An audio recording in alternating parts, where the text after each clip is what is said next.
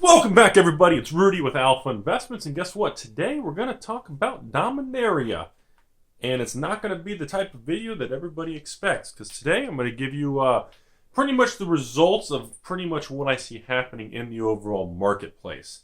Obviously, since I still don't know how to play Magic the Gathering, and I'm still trying to learn what tapping and land and mana symbols and all this basic stuff means, I did purchase a bunch of rookie decks and starter decks from all the big conglomerates of shooting stars in the sky.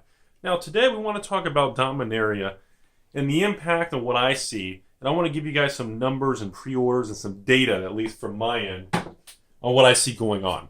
It's a little bit different. I don't think it's going to be quite what you all expect, but maybe it is. I don't know. So we got to get out the obvious first. Dominaria is going to be a powerhouse. It's, whether or not, we don't know how the set's going to age. We never know how any of the sets are really going to age. It's kind of always the most tricky part of the Rubik's Cube is we don't know how the Magic set is going to age.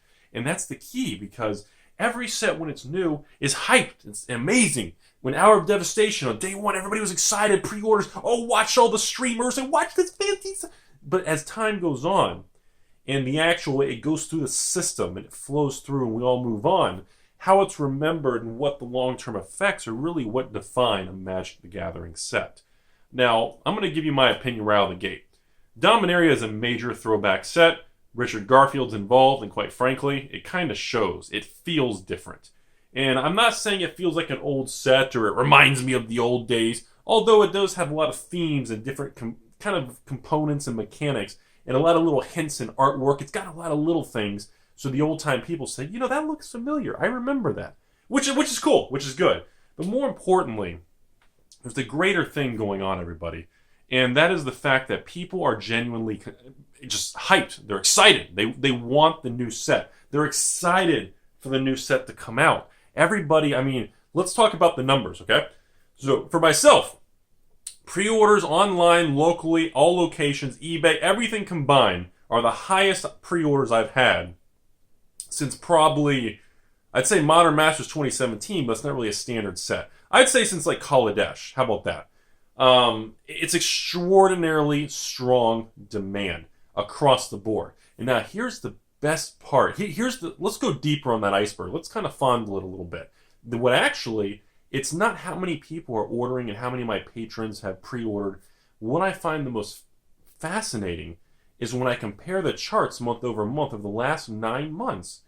For example, on all my patrons, this is the first set we've had in the last year where more people are ordering larger quantity of boxes. It's not that everybody wants a box of Dominaria.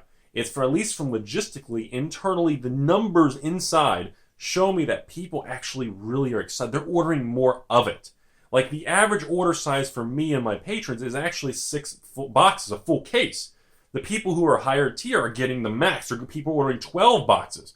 $100 patrons are ordering 60 boxes. People want the set. Some people want to crack it. Some people want to flip it. Some people want to sit on it. The point is, people are genuinely excited about the set. There is real organic hype with this set. Not just feels like an artificial wizards this, wizard. No, it feels like people are really excited about it. In my personal opinion, it's not that the set is, extremely the most powerful set we've ever seen.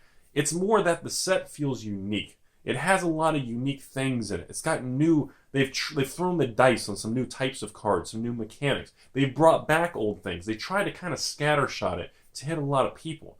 And the biggest part that is important to me is people are literally, now you know what, screw it. The biggest part that's most important of all this, I can't even say it, is people, it's going to have a long-term effect.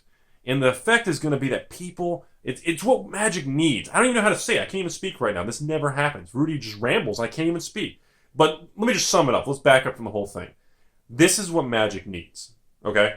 That's it. That's all I have to say. If you want to sum the whole damn video up, this is what Magic needs. This is what we need to spark the actual buying, the demand, the excitement.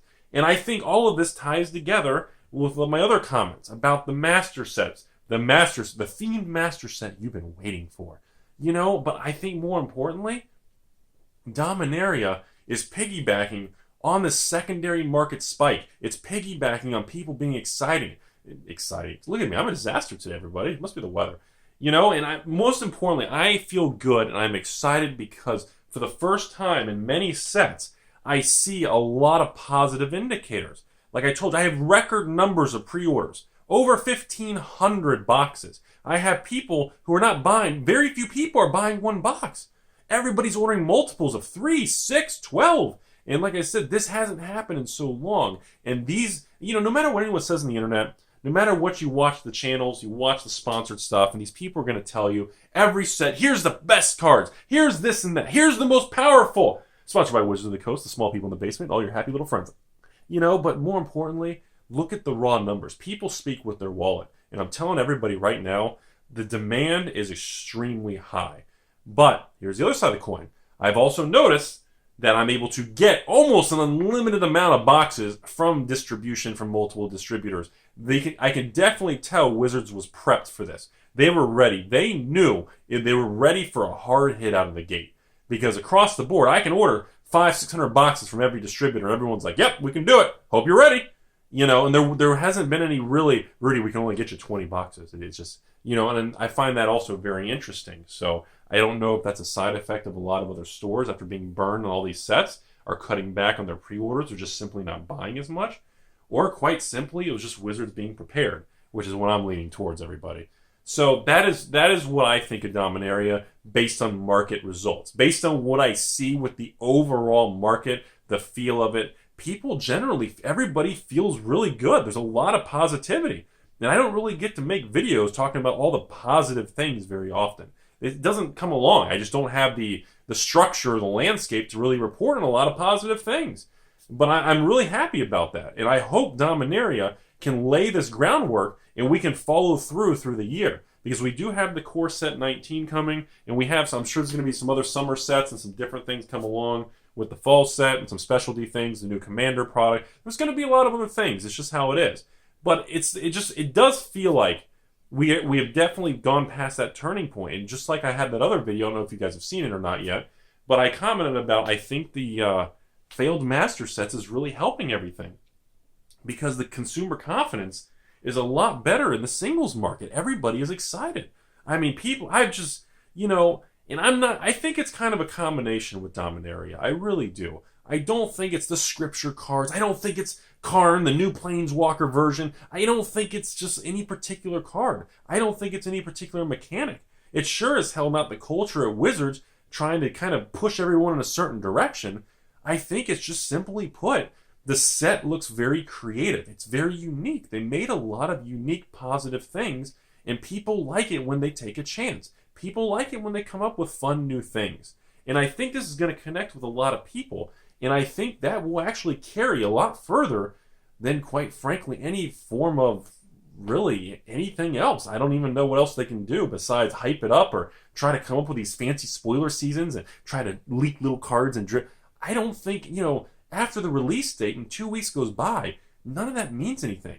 Nobody's going to go back and watch the videos on the spoiler cards and this and that. It has no legs and longevity. It has nothing that really helps long-term keep that momentum and that boulder going.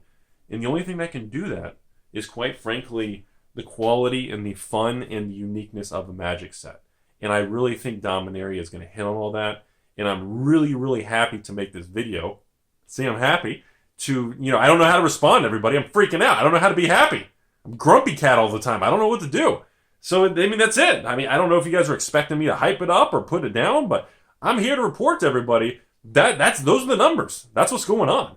I mean, you can look at the total sold things. You can trace it all and scrape eBay data. You can scrape TCG. You can do whatever you want. But overall, those are the numbers that we see. They're strong. There's a lot of positive energy with it. People are happy with the set. People seem to like the power level. They seem to like all the I'm not seeing any major complaints. Well, I'm sorry. Wait, no, I did leave that out. I apologize. There is one. The only thing I see is a lot of people disappointed in the land cycle.